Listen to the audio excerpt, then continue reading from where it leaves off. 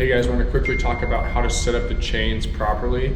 We've had a few people in classes either not set the chains up correctly or put them back incorrectly, making it harder for the next group to come in, okay?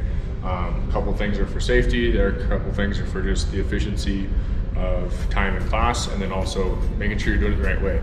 Okay, so in our gym, right, most gyms may be set up different, but in our gym, you have a small chain. This is called a leader chain. Okay, the leader chain is where you change the length. Okay, in our gym here, you're gonna see we got two kind of carabiners. You have a small carabiner, and it needs to be connected on the very last chain link. And then you have a big carabiner down here, and it also needs to have the other small chain link, the last one, right? So right here. You should not, in our gym, as long as the chains haven't been messed with, you should not need to change the bottom side of the big chain setup, okay? From there, right, you need to adjust the chain length, right, using the leader chain, okay? If it's something that's really long, right, leave it out. If it's something that's really short, you know, like maybe your bench press, right, you would pull it through, and then you take the small carabiner, pull it through the big carabiner, and then you have another right way to set up and shorten the chain even more. Okay, so how high do you need the chains? What's the right length or right height?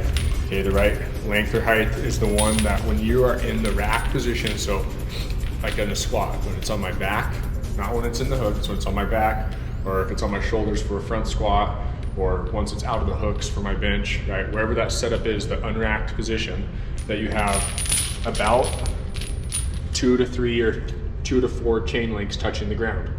Okay, that's kind of how much chain you should see in contact with the ground when it's unracked. Okay, so if it was unracked and my chain looked like this, right, that's going to allow the chain to swing and then become very unsafe and more unstable. Right, all we need is a few chains touching the ground, and now that swing is gone. Okay, it also lets it appropriately do what it's supposed to, which is when you squat, right, or bench, it unloads the chain completely, right, and then when you stand it up, you add that extra resistance as you're coming up, okay?